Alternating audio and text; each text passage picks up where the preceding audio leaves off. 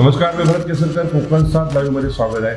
आज आपण अशा एका व्यक्तिमत्वाशी चर्चा करणार आहोत, प्रकाश माळगावकर, जे कार्यकारी अभियंता, प्रभारी कार्यकारी अभियंता म्हणून आज सेवानिवृत्त होत आहेत. तब्बल 38 वर्ष प्रदीर्घ सेवेनंतर त्यांची सेवानिवृत्ती होते. सिंधुदुर्ग जिल्ह्यामध्ये जे काय आज रस्त्याची झाडे पाहायला मिळते, त्यामध्ये त्यांचा एक फार मोलाचा वाटा आहे. PMGS अनेक योजना त्यांनी राबवल्या आणि असं एक हसतमुख व्यक्तिमत्व ज्याच्याशी आज आपण चर्चा करतोय. कसे घडले, त्यांचं बालपण कसं होतं आणि आज सेवानिवृत्त होताना त्यांनी जी केलेली कामं आणि भविष्यातील त्यांची ध्येय काय असणार आहेत, आपण थेट त्यांच्या जातो. सर, खूप खूप सगळे कोकणसाद लाईव्हमध्ये. खरं तर आज निवृत्तीचा क्षण, प्रत्येकाच्या जीवनात हा निवृत्तीचा क्षण येतो. तुमच्या जीवनाची सुरुवात झाली, जन्म कुठे झाला आणि बालपण कसं गेलं, कसे दिवस होते ते? जन्म माझा कुडाळमध्ये झाला. त्यानंतर आम्ही पिंगोळी, आजोळ माझं पिंगोळी म्हणजे राऊबांचं मठ आहे त्याच्या बाजूलाच माझा आजोळ आहे.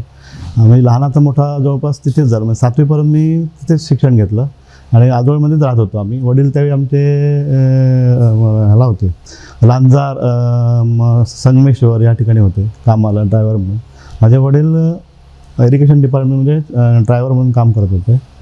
पण ते ड्रायव्हर म्हणून काम करत असल्यामुळे आणि इंजिनियर फील्डमध्ये असल्यामुळे त्यांना माहिती आहे की म्हणजे कसं काय असतं ते. त्याच्यामुळे त्यांनी मला इंजिनियरच तू व्हायचंस हे पहिल्यापासून ध्येय, म्हणजे लहानपणापासून त्यांनी माझ्या मनात बिंबवलेलं होतं की तू इंजिनियर व्हायचं.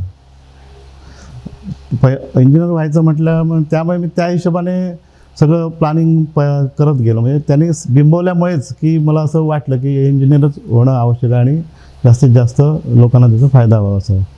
त्यानंतर 7वी नंतर मग वडिलांची बदली सावंतवाडीमध्ये झाली. त्याच्यामुळे आम्ही सावंतवाडीमध्ये शिफ्ट झालो. सावंतवाडीमध्ये शिफ्ट झाल्यानंतर कळसुरकर इंग्लिश स्कूलमध्ये 8वी ते 10वीपर्यंत मी शिकलो तिथे. त्यानंतर 10वी नंतर लगेच मी गारगोटी डिप्लोमाला तिकडे गारगोटी येथे कॉलेजला गेलो. तिथे गारगोटीमध्ये डिप्लोमा पूर्ण झाल्यानंतर लगेचच मला जिल्हा परिषदमध्ये नोकरीची संधी मिळाली. जीवनात जवळजवळ 1ली ते 7वीपर्यंत तुमचं शिक्षण पिंगोळीमध्ये झालं. काय अडचणी होत्या, म्हणजे तो काय त्यावेळी तर काळ म्हणजे एकदम आमची परिस्थिती त्यावेळी, वडील ड्रायव्हरच होते त्यामुळे तशी काय बेताचीच परिस्थिती होती. तरी पण वडिलांनी मला बऱ्यापैकी साथ देऊन म्हणजे स्वतःची काटकसर करून शिकवलं. त्यामुळे वडिलांचं मी खरोखरच हे ऋणी आहे. पिंगोळीनंतर तुमचं 7वी शिक्षण पूर्ण झालं. हायस्कूल शिक्षणासाठी कुठे जावं लागलं आणि काही क्षण आठवतात का? हां, हायस्कूल शिक्षणासाठी मी कळसुरकर इंग्लिश स्कूल सावंतवाडीमध्ये ॲडमिशन घेतलेलं. तिथे बरेच मित्र अजूनही ते राजू मसूरकर, डुबळे हे सगळे माझे त्यावेळी वर्गमित्र. त्यांचं सगळं काम मी बऱ्यापैकी त्यावेळी ड्रॉइंग पण मीच त्यांची बऱ्यापैकी करून त्यावेळी दिलेली आहे. राजू मसूरकर त्यावेळी सांगायचं मला, अजूनही तो आठवण काढतो राजू मसूरकर, तुझ्यामुळे म्हणजे असं. म्हणजे त्यावेळी पण माझी अशीच भूमिका होती की जास्तीत जास्त लोकांना मदत करायची. परंतु कुडाळमध्ये घर आणि इथून सावंतवाडी, म्हणजे सावंतवाडी त्यावेळी भरपूर लांब होत आहे. नाही, हां, काय घरच्या आठवणी जाग्या व्हायच्या? सावंतवाडीत आम्ही राहत होतो, शिफ्ट झालेलो, त्यामुळे सावंतवाडीत राहत होतो त्यावेळी. म्हणजे 2000मध्ये आम्ही, नाही 1990मध्ये कुडाळमध्ये घर बांधलं पहिलं. नंतर मग कुडाळमध्ये शिफ्ट झालो. मग माध्यमिक शिक्षण पूर्ण झाल्यानंतर तुम्ही कॉलेजला कसे वळलात आणि काही तिथल्या आठवणी आठवतात का? कॉलेजमधल्या आता आठवणी सांगायचं झालं तर भरपूर आहेत, पण ते असं शब्दात सांगण्या पलीकडेच आहे. सगळ्या मित्रांनी बऱ्यापैकी तिथे साथ दिली. तिथे पण मग व्यवस्थित तिकडचं शिक्षण झाल्यानंतर मग इकडे कुडाळमध्ये आपल्या सावंतवाडीमध्ये शिफ्ट आलेलो. नंतर मग आम्ही नोकरी लागल्यानंतर 1990मध्ये कुडाळमध्ये आम्ही घर बांधलो. पण जेव्हा कॉलेज पूर्ण झालं तुमचं, तर ह्या क्षेत्राकडे जावंसं का वाटलं, किंवा अन्य क्षेत्र काही खुणावत होती का? नाही, त्यावेळी ॲक्च्युली नोकरीची पण त्यावेळी पण परिस्थिती 0 बजेट वगैरे होतं. त्यावेळी नोकरी मिळतानाही अवघड होतं. पण वडिलांची पण तिथे थोडीशी ओळख होती जिल्हा परिषदमध्ये. ते कार्यकारी बंद होते म्हणजे आमच्या वडिलांचे ते साहेब होते पूर्वी. त्यावेळी त्यांना सांगितलं. पण आमच्या वेळी आपल्याकडचे लोक म्हणजे डिप्लोमावाले त्यावेळी आमच्याकडे फार कमी होते. सिंधुदुर्गमध्ये कॉन्ट्रॅक्टर म्हणजे कॉन्ट्रॅक्टर म्हणतो इंजिनियर फारच कमी होते. हाताच्या बोटाच्या मोजण्यावर एवढेच त्यावेळी जायचे, कारण आपल्याकडे ती शिक्षणाची सोय नव्हती. त्यामुळे बाहेरच म्हणजे जास्तीत जास्त पहिलं म्हणजे रत्नागिरीच्या ह्या साईडला कुठेही कॉलेज नव्हतं. आता कॉलेजेस झालीच पॉलिटेक्निक्स वगैरे, पण त्यावेळी काही नव्हतं. त्यामुळे मी बाहेर गेलो आणि इथे आल्याला पण लगेच मला नोकरी लागली. म्हणजे पहिलंच भरती सुरू झाली, त्याच्यामुळे तुम्हाला तेवढं मिळालं. त्याच्यानंतर मग कमी झालं असं. तुम्ही 2 नंबर, मोठी बहीण आणि छोटी बहीण, मग ह्या शिक्षणाचा सगळा खर्च वडिलांनी कसा करत होते? काय बहिणीचं पण शिक्षण कसं झालं? हां, बहिणी माझी BCom झालेली आहे, मोठी बहीण. छोटी बहीण 10वी-12वीपर्यंत झालेली आहे आणि मी डिप्लोमा पूर्ण केला. पण वडिलांच्या माझ्या म्हणजे तसंही नाही म्हटलं तरी बेताचीच परिस्थिती असल्यामुळे तरी पण त्यांनी मला आपलं थोडंसं हे करून मला तिथे गारगोटीला पैसे पाठवायचे, मनी ऑर्डर. त्यावेळी मनी ऑर्डरचं हे होतं, मनी ऑर्डर करायचे दर महिन्याला 200 रुपये. 200 रुपयामध्ये मी सगळं, त्यावेळी 200 रुपयामध्ये सगळं हॉस्टेलचा खर्च, फी सगळं, आणि त्यावेळी मी परत भागवायचं तिथे. तुम्ही सुरुवातीपासून अभ्यासात हुशार होता, परंतु शिक्षकांची भीती कधी वाटली का? नाही, मला मारण्याचा प्रसंग घडला का? शिक्षणांची अजिबातच, शिक्षकाची कोणत्याही प्रकारची भीती मला कधी वाटली नाही, कारण त्या बऱ्यापैकी मी त्यांचा आवडतच होतो सर्व शिक्षकांचं. त्यामुळे शिक्षकांची कधी भीती मला वाटली नाही. पूर्वीच्या काळी शिक्षक मारायचे, मग असं कधी शाळेत न जाणं किंवा उन्हाळपणा किंवा शिक्षकांनी मारल्यामुळे मग शाळा सोडून दिली पाहिजे कारण पूर्वीचे शिक्षक मारायचे, असं काही प्रसंग आठवत? नाही, माझ्या बाबतीत तरी अजूनपर्यंत असं नाही झालं. कधी मार मला बसला नाही. पण माझं गणित एकदम त्यावेळी पण गणित चांगलं होतं. ते मला वाटतं 5वी ते 7वीमध्ये मी पिंगोळीला असताना गावडे गुरुजी म्हणून एक होते. त्यावेळी त्यांनी मला गणित शिकवायचे होते, पण त्यांनी एवढंच बेसच माझा गणित चांगला केल्यामुळे पुढे मला त्याचं काही प्रॉब्लेम आला नाही. म्हणजे गणित हा विषय त्यावेळी चांगला होता. त्यावेळीची 10वी म्हणजे फार कठीण मानली जायची आणि बोर्डाची परीक्षा म्हटल्यानंतर खूप काय बोलायचं. जुनी तुम्हाला 10वी होती की 11वी? जुनी नाही, 10वी. जुनी 10वी. 10वीचा क्षण आठवतो का? जेव्हा रिझल्ट लागला आणि किती गुण मिळाले आणि तो क्षण कसा होता आणि तुम्ही कसा तो सेलिब्रेट केलेला होता, तो आठवतो का? आता मी माझ्यापेक्षा माझ्या बाबाने सेलिब्रेट केला, कारण त्यांना जी वाटत होतं की मुलाने इंजिनियर व्हावं, ते जास्त मार्क्स मिळाले तरच ॲडमिशन मिळणार होते. त्यावेळी असं हे नव्हतं की पैसे देऊन ॲडमिशन, म्हणजे त्यावेळी प्रायव्हेट कॉलेजेस फार कमी होती, गव्हर्नमेंट कॉलेजेस जास्त होती. त्यामुळे गव्हर्नमेंट कॉलेज असल्यामुळे पैसे देऊन म्हणजे डोनेशन भरून ॲडमिशन मिळताना अवघड होतं. आणि वडिलांना तर कसं शक्य नव्हतं, कारण त्यावेळी वडिलांचं फक्त म्हणजे ड्रायव्हर असल्यामुळे एकदमच हे कमी होतं. त्यामुळे त्याने जास्त सेलिब्रेट केलं माझ्यापेक्षा. धाक कोणाचा होता, आईचा का वडिलांचा? आणि माया कोण करायचं? नाही, दोघांचाही धाक अजिबात होता. धाकाचा काही प्रश्नच नाही. वडील माझे एकदम देव माणूस होते. बहिणींचं शिक्षण काय आणि त्यांचं तुमच्या म्हणजे वडील जे काम करत होते ते त्यांचा पण कसा वाटा तुमच्या या सगळ्या आई वडिलांच्या संसारामध्ये होता? नाही, वाटा म्हणजे सगळं हे करत होते, पण ते पण म्हणजे शिक्षक म्हणजे ते काय नोकरीला लागली नव्हती ना त्यावेळी. नोकरी कोणाचीच नव्हती. मीच पहिलं नोकरीला लागलो. त्याच्यामुळे त्यांनी फक्त घरकाम आणि ते शिक्षण करून ते करत होते, बाकी हे नाही घरातलं.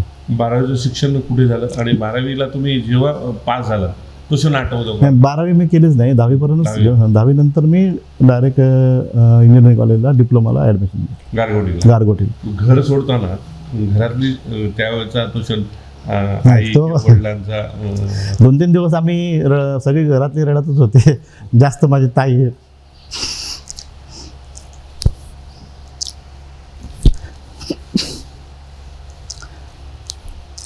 तो फार त्यावेळी तो क्षण.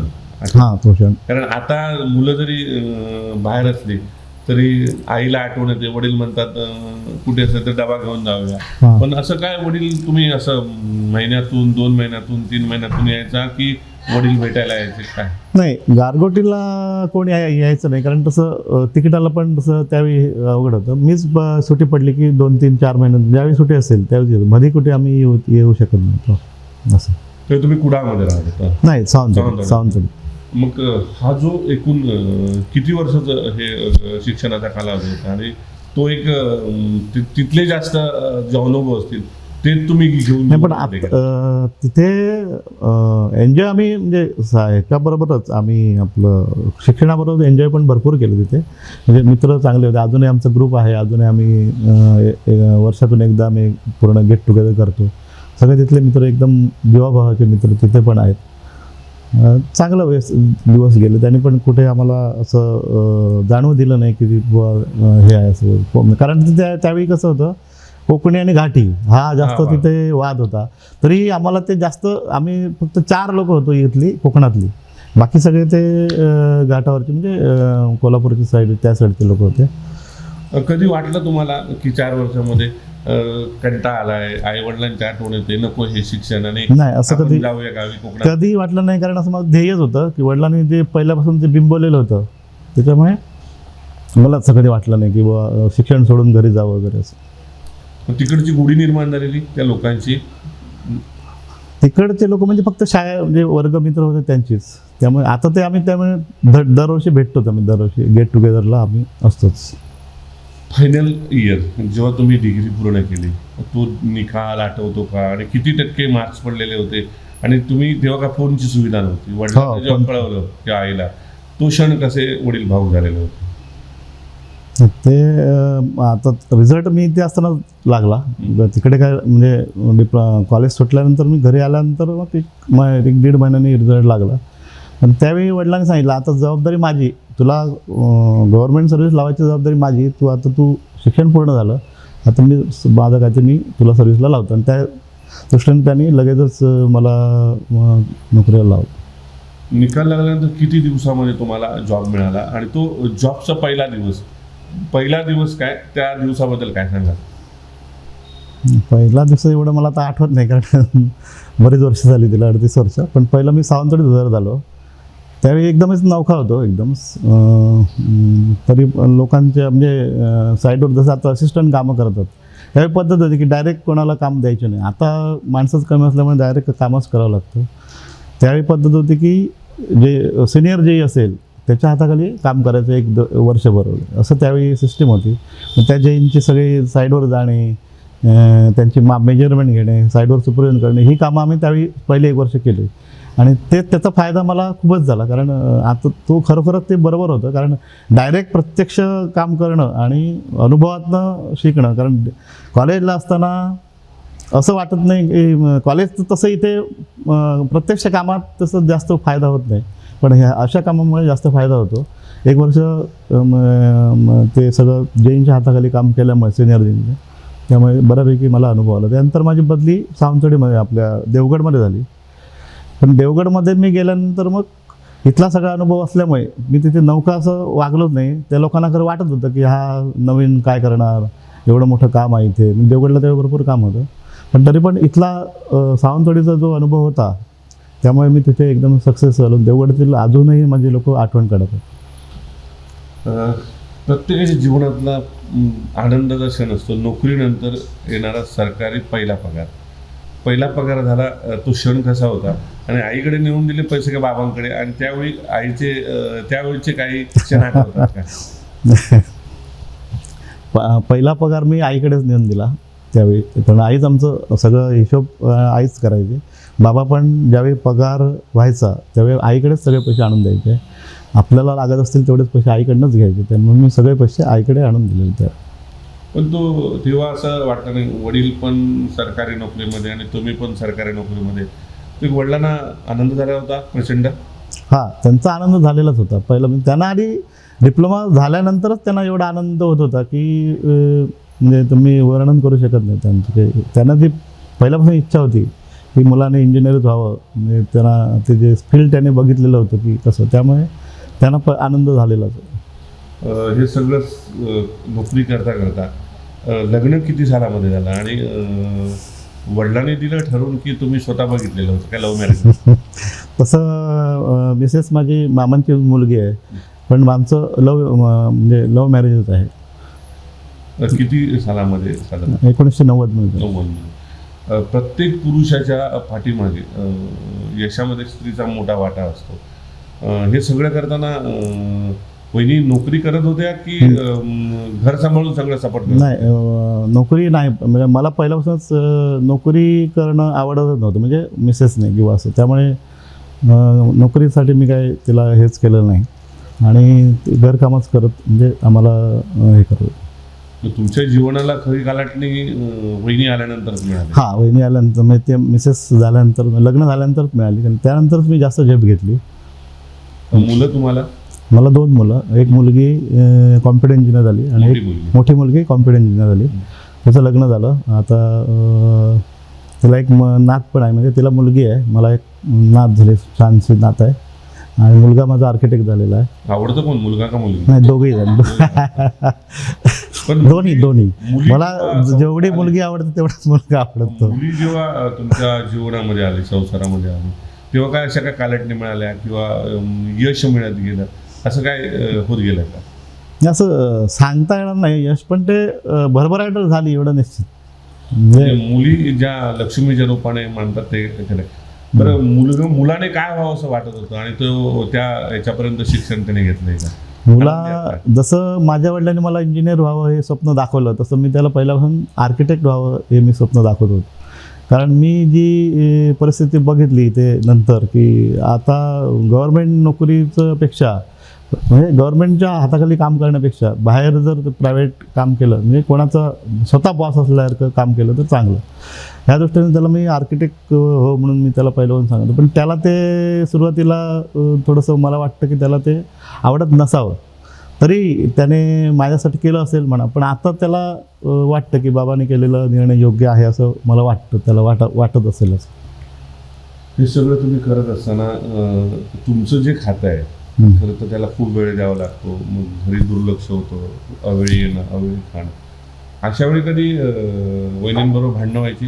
नाही, अजूनपर्यंत असं कधी भांडण झालेलं मला तरी आठवत नाही. त्या बाबतीत मुलांवरनं भांडण व्हायचे की मी जास्त लाड करायचो आणि ती धाक दाखवायची, तुम्ही मुलांना असं एवढं हे करता असं ती फक्त बोलायची. बाकी त्याच्यावरनंच भांडणं झालेली असतील, बाकी कधी भांडणं कशाबद्दल झालेली. प्रत्येक यशामध्ये किंवा प्रत्येक तुमच्या यशापयशामध्ये वहिनींनी सपोर्ट केलेला आहे? हां, सपोर्ट केलेला आहे. आणि मी जवळपास PMJSला लागल्यापासून मला वाटतं सकाळी 9 ते संध्याकाळी म्हणजे किती वाजता 12, 1, 2 पण वाजायचे मला, पण तरी पण ते न कंटाळता रात्री उठून मला जेवण दिलेलं आहे. असं म्हणजे चांगल्यापैकी सपोर्ट केलं. परत मुलं लहान होती, मी कधीही त्यांना शाळेत सोडलेलं मला आठवत नाही, पण ही दररोज सकाळी मुलांना शाळेत कुडा हायस्कूलमध्ये नेऊन सोडणं. आम्ही त्यावेळी ह्याला राहायचो, त्यावेळी लांब होतं, नाबारवाडीला राहायचो, 2-3 किलोमीटर होतं इथून, पण तिथूनही ती स्कूटरने घेऊन ते मुलांना शाळेत सोडलं. हे सगळं करत असताना तुम्ही तुमच्या म्हणजे खातं असं आहे की वेळच नसतो, तुम्ही फॅमिलीला कसा वेळ द्यायचा? फॅमिलीला वेळ तसा मी कमीच दिला आहे, तरी पण दिला तो चांगला दिला असं मला वाटतं. त्यांना काय वाटतं मला माहीत नाही, पण माझ्या दृष्टीने मी फॅमिलीसाठी बऱ्यापैकी वेळ दिलेला आहे, म्हणजे त्यातल्या त्यात वेळ काढून दिलेला आहे. म्हणजे केव्हा तरी असं बाहेर फिरायला जाणं, एक टूर करणे, असं त्यांना फिरवलेलं आहे. असं हे सगळं मुलं हट्ट करायची फार फिरण्यासाठी? नाही, मुलांनी माझ्याकडे कुठलाच हट्ट पकडला नाही. मुलं तसेच चांगले, म्हणजे कुठलंही हट्ट त्यांनी माझ्याकडे कधी केलेलं नाही. दोन्ही मुलांची जी शिक्षण होतं, मुली आहे तिचं शिक्षण आहे, मुलाचं, दोन्ही मुलांच्या शिक्षणावर समाधानी आहे? हां, समाधानी. आई वडिलांची छाया तुम्हाला मिळाली, पण कोरोना काळामध्ये वडील तुमची गेली, तो दुःख क्षण म्हणजे तो खरं तर ज्या वडिलांनी तुम्हाला घडवलं तो कोरोना काळात गेल्यानंतर त्या भावना काय होत्या? बोलू शकत? हे सगळं होत असताना आज तुम्ही इथपर्यंत आलात आणि हे सगळं तुम्ही जे विशेषतः अधिकाऱ्यांसोबत, म्हणजे माळगावकर म्हटलं की एक मनमिळावं व्यक्तिमत्व, तुम्ही एक जिल्ह्यामध्ये केलेलं महत्त्वपूर्ण काम काय सांगू शकाल का? आणि मी जे तुम्हाला स्वतःच्या हृदयाला आनंद देऊन जातं? मला PMJSमध्ये त्यावेळी 15 मीटरच्या पुढे ब्रिज अलाउड नव्हतं, म्हणजे महाराष्ट्रात कुठेच बांधलं नाही. 15 मीटरच्या पुढे प्रधानमंत्री ग्रामसभेमध्ये त्याचा नियमच नाही. परंतु आमचे ओळीचे जे बाबा आंगणे आहेत त्यांनी मला एक साईट नेऊन दाखवली ते ओळीमध्ये, आणि त्या साईटमध्ये तिथे म्हणजे बघितलं तर 2 गावं कनेक्ट होत नव्हती. आणि त्यांना तिथे ब्रिज पाहिजे होतं. मला म्हटलं ते कसंही करून तिथे मला ब्रिज पाहिजे, काय करायचं तुम्ही ठरवा. मग त्यावेळी मी बऱ्यापैकी नियमांचा अभ्यास करून ते कसं बसवायचं हे बसवून मोठ्या वरिष्ठ त्यावेळी चीफ इंजिनियर आमचे हे चीफ इंजिनियर होते, त्यांची माझी तशी चांगली हे होती, त्यांना दाखवून त्यांच्याकडून ते मंजूर करून त्यांचं काम ते मी करून घेतलं. मी न होणारं काम त्यावेळी केलं. आता ब्रिज बांधतायत तसंच हे सोनवडे वराड पूल हे मंजूर करताना पण त्यावेळी पुलाचा प्रोग्राम आला त्यावेळी ते मी ते टाकलेलं. ॲक्च्युली आमचा रस्ता केलेला पण पुढचा रस्ता आम्ही केला नव्हता तरी पण मी ते रस्ता टाकलं, ते काम मंजूर झालं. अजूनही काम पूर्ण झालं नाही ते विषय वेगळा आहे, परंतु काम माझ्या पिरियडमध्ये पूर्ण होणं आवश्यक होतं पण झालं नाही. पण ते पण एक मोठं काम होतं की एवढं मोठं मला वाटतं इथे जिल्हा परिषद किंवा प्रधानमंत्री ग्रामसडकडे पहिलं एवढं मोठं काम हे सोनवडे वराड पुलाचं जे काम चालू आहे सध्या सध्याचं काम ते पण ड्रीम प्रोजेक्ट होईल. अनेक ठिकाणी नोकरी केली. सावंतवाडीवरून तुम्ही देवगड गेलात, नंतर आता कुडाळला. कुडाळमध्ये इथे किती वर्षात आणि कसं समाधानी आहात इथल्या कामावर तुम्ही? कुडाळमध्ये ॲक्च्युली मी सावंतवाडीला असताना खोटसाहेब आम्हाला त्यावेळी कार्यकारी अभियंता म्हणजे उपअभियंता होते आणि त्यांच्याकडे त्यावेळी कार्यकारी अभियंत्यांचा चार्ज होता जिल्हा परिषदचा. म्हणजे मुख्यालयाचं सांभाळणारं तिथे कोण नव्हतं, म्हणजे कोण होतं पण प्रत्येक वेळी तक्रारी लोकांच्या व्हायच्या आणि त्यामध्ये त्यांना प्रत्येक वेळी तोंड द्यायला लागायचं. त्यावेळी इमारत म्हणजे क्वार्टर्सच्या इमारत किंवा जी जिल्हा परिषदची मेन इमारत आहे त्याचं सगळं ते मेंटेनन्स करणं खूप अवघड त्यांना व्हायला लागलं. मग त्यांना खूप दररोज तक्रार यायला लागलं. म्हणून त्यांनी माझी इच्छा नसताना म्हणजे सावंतवाडी मला सोडायची नव्हती, तिथे चांगलं फील्ड जमलेलं होतं आमचं मित्र सगळं. मग सावंतवाडी जिल्हा परिषद मला बदली नको होती पण त्यांनी नाही तुमच्याशिवाय तिथे कोण हँडल करणार नाही असं म्हणून त्यांनी मला कुडाळला त्यांनी ते कार्यकारी बनताना म्हणजे चार्ज असताना त्यांनी मला कुडाळला ट्रान्सफर केली आणि मुख्यालयाचा सगळा चार्ज दिला. म्हणजे पूर्ण ते मुख्यालय त्यावेळी सगळं ते पूर्वी हॉल जिल्हा परिषदचा हॉल वगैरे त्यावेळी मीच तो रिन्युएट वगैरे करून सगळं त्यावेळी केलेलं होतं आणि सगळ्या क्वार्टर्स सगळ्या माझ्या मेंटेनन्स म्हणजे मीच करत होतो सगळं ते मेंटेनन्स. इथे किती वर्ष कुडाळमध्ये सेवा झाली? कुडाळमध्ये तसं तरी PMJSची 15 वर्ष जवळपास कुडाळमध्येच आहेत आणि त्याच्यानं अगोदर कुडाळमध्ये पहिले 5 वर्ष होतो सुरुवातीला. म्हणजे देवगडवरून मी 90ला कुडाळला आलो, 90 ते 94-95पर्यंत कुडाळला होतो. त्याच्यानंतर परत एक खोटसाहेबांनी आम्हाला ते ट्रान्सफर केल्यानंतर तिथून आजपर्यंत कुडाळमध्येच काम करतो. इन्चार्ज होता, तुमचा स्वभाव दिसतो कधी तुम्ही चिडला नाही. याचा फायदा कधी कर्मचारी घ्यायचे? नाही, कधीही नाही. कर्मचाऱ्यांनी कधी गैरफायदा मला घेतलेला मला आठवत नाही. म्हणजे चांगली कामं करायची. म्हणजे नजरेतून किंवा चांगल्या स्वभावातून प्रशासन चांगलं करतं हे तेव्हा तुम्ही दाखवून दिलं. हां म्हणजे सगळे लोक मी सांगितलेलं काम कधी कोणी नाही असं म्हटलेलं नाही मला. जसं मला नाही म्हणायची सवय नाही तसं मी सांगितल्यानंतर कोणी कर्मचाऱ्यांनी कुठल्या हे काम मला जमणार नाही किंवा असं कधीही कोणी बोललं नाही. मग कुठून शिकला? जिभेवर साखर तो वडिलांकडनं मला आलेला असावा असं मला वाटतं. याचा हे सगळं करत असताना आतापर्यंत तुम्ही जी PMJच्या ज्या योजना राबवल्या किती कोटी तुम्ही रस्त्यावर किंवा अन्य प्रकल्पावर खर्च घातले आतापर्यंत? तेवढा अंदाजे तरी मला वाटतं आतापर्यंत तरी 1000 कोटीच्या पुढे केलं. 1000 कोटी खर्च घातलेला एक व्यक्तिमत्व ज्याच्याशी चर्चा करताना पुढच्या टप्प्याकडे जातं. कारण एक सोपं नाही, तोंडामध्ये साखर आणि डोक्यावर बर्फ ठेवून काम केलं मायगावकर. अंतिम टप्प्याकडे जाताना हे सगळं तुम्ही करत असताना जेव्हा काही प्रकल्प 2000 मध्ये जेव्हा तत्कालीन पंतप्रधान अटलजीने ही योजना ग्रामसडक योजना आणली आणि ह्या योजनेनंतर तळागाळापर्यंत जे रस्ते जोडले गेले यामुळे तिथल्या लोकांनी तुम्हाला दिलेले धन्यवाद. अशा काही गावांचा उल्लेख तुम्ही करू शकता का? अशा काही व्यक्ती आठवतात का? अशी काही गावं आठवतात का?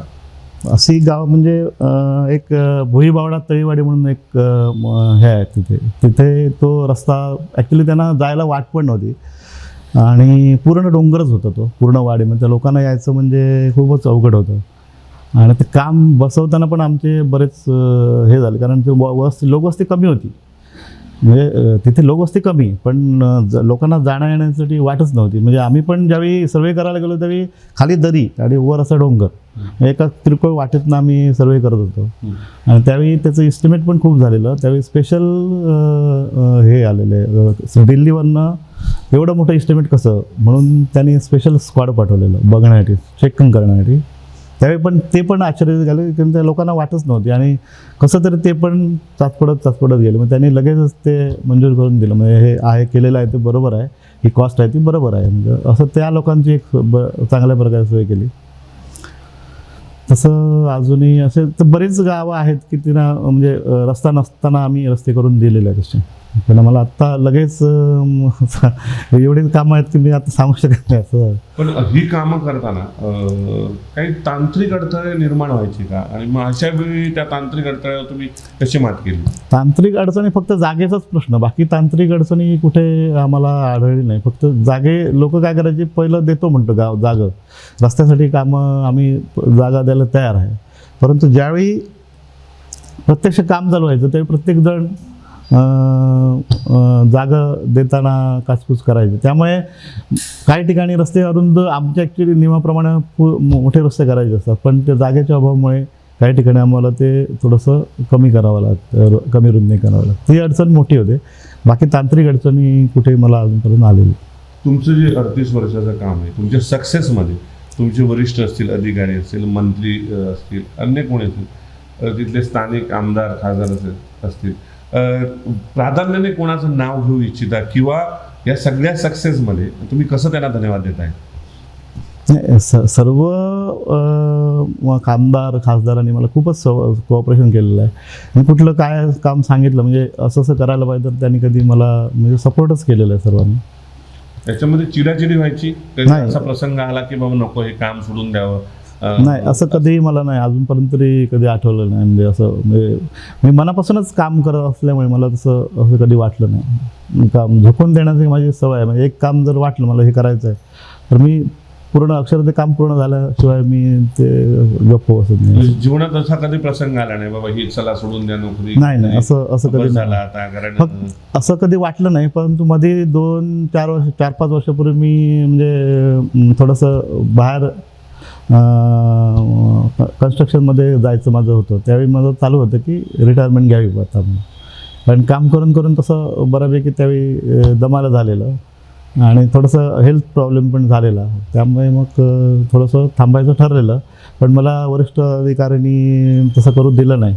कारण त्यांना म्हणजे पुढे PM जसं चालवायचे असल्यामुळे ते म्हटलं मी असं प्रत्येक कार्यक्रमांत असं सांगायचं मी असेपर्यंत थांब, नंतर तुम्ही जावा, असं मला सांगून त्यांनी अजूनपर्यंत ठेवलं.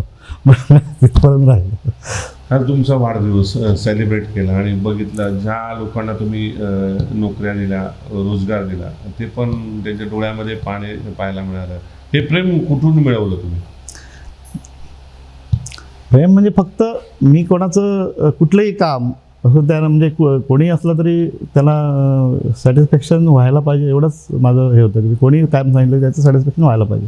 मग तो एखादा मजूर असू दे किंवा काय असू दे, मजुराला पण चांगल्या प्रकारे वागणूक दिलेली असल्यामुळेच लोक माझ्यावर एवढं प्रेम करतात. आई हा, वडिलांबरोबर आईचा पण तुमच्या जीवनात मोठा वाटा आहे. हो. आईचं प्रेम कसं मिळालं संपूर्ण जीवनामध्ये? आईचं प्रेम तर आहेच, तिच्याशिवाय नाहीच काही. असं आईचं प्रेम चांगलं मोठं भरपूरच आहे. कुटुंबाच्या बाबतीत विचार करता तन्मय मुलगा असेल, मुलगी असेल आणि वहिनी, सगळ्यात जास्त आवडतं कोण आणि लाडकं कोण आहे? नाही, असं सगळीच आवडते आहेत. पण घरातली माझी सगळीच आवडतीच आहेत आणि त्या घरातल्याबद्दल काय प्रश्न नाही. पण माझी मोठी बहीण जी आहे शैलजा सामंत, ती तर जीवाच्या पलीकडे. ज्या वास्तूमध्ये आपण उभा आहोत, खरं तर प्रत्येकाचं एक स्वप्न असतं, नोकरी, लग्न आणि घर बांधण्याचा योग कसा आला आणि यामध्ये मुलाचा कोणाचा वाटा आहे? ॲक्च्युली सावंतवाडीवरनं आम्ही भाड्याच्या घरात राहत होतो. त्यावेळी बहिणीचं स्वप्न होतं की आपण स्वतःच्या घरात राहायचं, म्हणून बहीणच फिरायची. मला वेळ नव्हता ॲक्च्युली, नवीन असल्यामुळे तेवढं मी सुट्टी घेऊ शकत नव्हतं किंवा हे नव्हतं, म्हणून ॲक्च्युली बहीणच इथे कुडामध्ये फिरून तिने जागा बघितलेली ती नाबरवाडीमध्ये जागा बघितली आहे. त्यावेळी जागेचा फारच रेट कमी होता, त्या म्हणजे कमी रेटमध्ये ते जागा आम्ही ती नाबरवाडीला घेतली. तिथे मग आम्ही पहिलं घर बांधलं. तर मग ते घर बांधण्यात माझ्या मोठ्या बहिणीचाच सहभाग होता, कारण तिनेच प्रवृत्त केलं की आपण भाड्याच्या घरात किती दिवस राहणार, आपण आता आपलं घर बांधू. तिनेच प्रवृत्त केले आणि तिनेच ते सगळं त्यावेळी तिने सगळं हे केलं. हे सगळी मित्रांची मंडळी. काल एक वेगळा पण बॅनर तुमच्या त्या कार्यक्रमात पाहायला मिळाला, जो लक्ष वेधून घेत होता. भविष्यातील युवक आहेत आता, जे आज तुम्ही निवृत्त होते, परंतु निवृत्तीनंतर तुमची स्वतःच्या कुटुंबाकडे लक्ष देण्याची प्रत्येकाची जबाबदारी होती. परंतु जे युवक आहेत भविष्यातील, ज्या खात्यात तुम्ही काम केलेलं आहे, आणि बेरोजगार युवक जे या क्षेत्रामध्ये काम करतात, यांना मदत करण्यासाठी कसं प्रयत्न राहणार आफ्टर रिटायरमेंट? अजून त्या दृष्टीने मी विचार केला नाही, पण कालच्या जे हे झालं त्या लोकांनी जे मला सजेशन केलं त्या दृष्टीने मी नक्कीच काहीतरी बेरोजगार युवकांना काहीतरी काम देण्याचा आणि हे करण्याचा प्रयत्न करणार. सर, निवृत्त तुम्ही होत आहे, परंतु काय वाटतं की सिंधुदुर्ग जिल्हा पर्यटन जिल्हा आहे आणि ते पोटेन्शियल मोठं आहे, कारण 36 जिल्ह्यामध्ये महाराष्ट्रातल्या एकमेव पर्यटन जिल्हा असलेला सिंधुदुर्ग जिल्हा, परंतु कनेक्टिव्हिटी रस्ते अजून काही ठिकाणी नाही. त्यामुळे इथल्या जसा गोव्याच्या धर्तीवर सिंधुदुर्गाचा विकास झाला पाहिजे तो होत नाही. काय संकल्पना आहे तुमच्या सिंधुदुर्ग पर्यटनात नंबर 1 झाला पाहिजे? तर पर्यटनातून नंबर 1 व्हायला पाहिजेच, हे बरोबर आहे, आणि तसं इथे स्कोप भरपूर आहे पर्यटनच्या दृष्टिकोनातून. त्या हिशोबाने लोकांनी जागा जर व्यवस्थित दिल्या तर चांगले रस्ते होऊ शकतात. पण लोक जागा त्या म्हणजे फ्री द्यायची असल्यामुळे, म्हणजे आमच्या योजनेतून किंवा कुठल्या योजनेतून फ्री जे रस्ते द्यायचे असतात त्याला जागा द्यायला थोडे अडचणी करतात. त्यामुळे पर्यटन थोडंसं जेवढा अजूनपर्यंत माझ्या हिशोबाने व्हायला पाहिजे होता तेवढा हे रस्त्यामुळे येत नाहीत लोक. रस्ते अरुंद. आता मालवणमध्ये जर ते आपल्या तारकर्लीला गेलो तर एवढंच ट्रॅफिक जाम असतं की एकदा आता ते पर्यटक येतात, पण त्यांना एवढं ते ट्रॅफिक जाम असतं प्रत्येक वेळी की तिथे पुढच्या तो म्हणणार नको बाबा इथे जाऊ, असं पण म्हणू शकतात ना. त्यामुळे रस्ते पर्यटनच्या ठिकाणी रस्ते जास्तीत जास्त रुंद होणे आवश्यक आहे. गोव्याचा विचार केला, गोव्यामध्ये रस्ते मजबूत आहेत आणि ती कनेक्टिव्हिटी ग्रामीण भागापर्यंत गेलेली आहे. त्यामुळे जो फॉरेनर येतो, जो पर्यटक येतो, तो त्याला त्याचा त्रास होत नाही. तर सिंधुदुर्ग जिल्ह्याच्या बाबतीत बॅकवॉटर्स आहेत, बीचेस आहेत, समुद्रकिनारे आहेत, तर तिथे जोडणारे गावागावापर्यंत जाणारे रस्ते नाही आहेत, आणि ते झाले तर ते लवकर खराब होतात, कारण पावसाही मोठ्या प्रमाणात होतो. काय वाटतं तुम्हाला, यासाठी शासनाने काय विशेष योजना राबवल्या पाहिजेत का? ही शासनाची आता मुख्यमंत्री ग्रामसडक योजना त्याच्यासाठीच केलेली आहे. ती मुख्यमंत्री ग्रामसडक योजना त्या दृष्टिकोनातूनच केलेली आहे. त्याचप्रमाणे मुख्यमंत्रीमधून बऱ्यापैकी रस्ते सिंधुदुर्गात PMGSYमध्ये झाले नाहीत एवढे रस्ते मुख्यमंत्री ग्रामसडक योजनेतून झालेले आहे. त्या दृष्टीनेच आहेत ते. तरी त्याच्यामध्ये पण काही आम्हाला जे वाटतात की हा रस्ता घ्यायला पाहिजे, पण तसं तर आम्ही आमच्या मनाने घेऊ शकत नाही, असं होतं.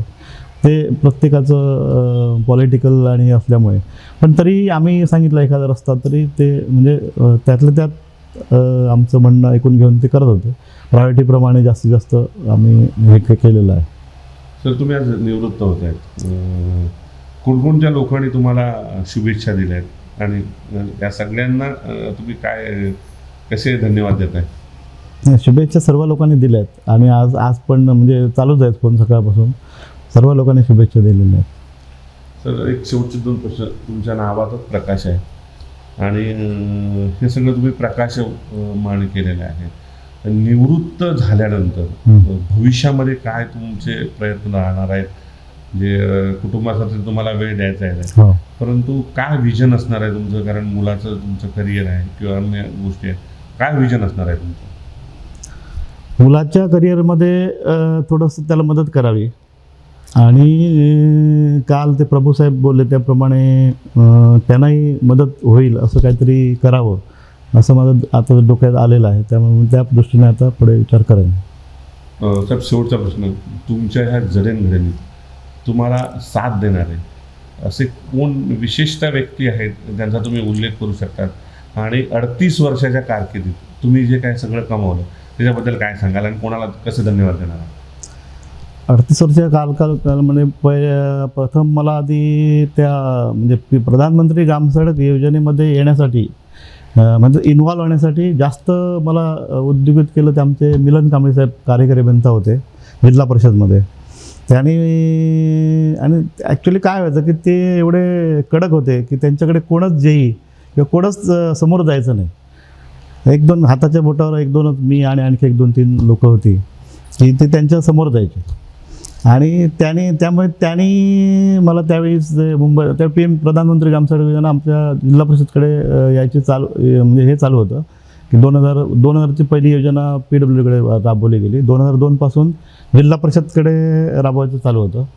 आणि त्या दृष्टीने त्यांनी मला पहिल्यापासूनच मुंबईला नेणे, आपल्याबरोबर तिथे सगळं करून देणे, प्रपोजल करणे, सगळं त्यांनी मला म्हणजे प्रत्येक वेळी मुंबईला तूच जा.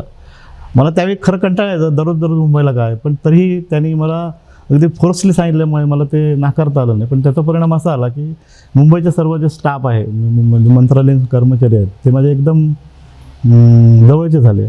आणि माझं काम पण म्हणजे त्यांना जसं अपेक्षित काम होतं तसं माझ्याकडनं होत होतं. म्हणून 2007मध्ये त्यांनी आम्हाला प्रत्येक जिल्ह्यातून असं त्यांनी म्हणजे एक पॉलिसी ठरवली की प्रत्येक जिल्ह्यातून एक शाखा अभियंता जो चांगलं काम करतो आहे म्हणजे डेडिकेटेड प्रमाणे काम करतो आहे त्याला उपअभियंता म्हणून बढती द्यायची. अशी ती मला वाटतं फकीर साहेब ते मुख्य अभियंता होते. त्याने ती गव्हर्नमेंटकडनं खास बाब म्हणून एक GR अप्रूव्ह करून घेतला. आणि त्या GRनुसार सिंधुदुर्ग जिल्ह्यातून माझी नेमणूक केली की उपअभियंता म्हणून तुम्ही काम करायचं डेडिकेटेड.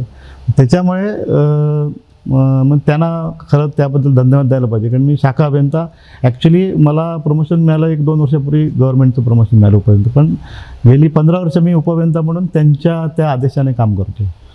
सो एक शाखा अभियंता असून उपअभियंता म्हणून 15 वर्ष काम करतो. आणि ते ऑफिशियली करतो म्हणजे असं चार्ज असं नाही, डायरेक्ट गव्हर्नमेंटची ऑर्डर्स घेऊन काम करतो. आणि त्या मिलन कांबळे साहेबांना मी खरोखर धन्यवाद देईन की त्यांच्यामुळे मी ह्या प्रधानमंत्री ग्रामसडकमध्ये इन्व्हॉल्व झालो.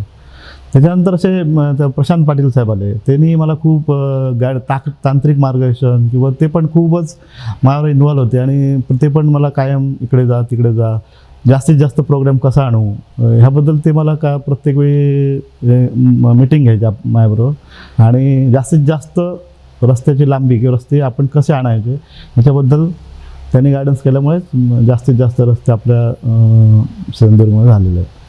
सर खूप खूप धन्यवाद आणि तुमच्या पुढील वाटचालीसाठी खूप खूप तुम्हाला शुभेच्छा. आपल्यासोबत होते प्रकाश माळगावकर, उपअभियंता आहेत ते PMGचे. आपल्या जीवनामध्ये 38 वर्ष नोकरी करताना त्यांनी नोकरीपेक्षाही सेवा मानली. आणि तोंडावर म्हणजे जिभेवर साखर आणि डोक्यावर बर्फ ठेवून त्यांनी काम करताना एकही कर्मचाऱ्याला कधी ना त्यांना मेमोचा वापर करावा लागला ना त्याला कधी रागवावं लागलं. तर सिंधुदुर्ग जिल्ह्यामध्ये जे रस्ते दिसत आहेत, ज्या योजना दिसत आहेत त्या राबवण्यामध्ये त्यांचा मोठा वाटा आहे. खरं तर अधिकारी आणि कर्मचारी म्हटल्यानंतर त्यांच्या शब्दामध्ये नाही हस्ते उत्तर असल्यामुळे ते त्यांनी सातत्याने दाखवलं. आणि हजारो कोटी रुपये जे आहेत हे खर्ची घालण्यामध्ये त्यांचा मोलाचा वाटा आहे. आज 31 जुलैला ते नियतमानुसार सेवानिवृत्त होत आहेत. अशा या 38 वर्ष काम करून सेवानिवृत्त होणाऱ्या प्रकाशजी माळगावकरांना कोकणसाद लाईव्हच्या वतीने पुढील वाटचालीसाठी खूप खूप शुभेच्छा. मी इथेच सांगून बघत राहा फक्त कोकणसाद लाईव्ह. धन्यवाद.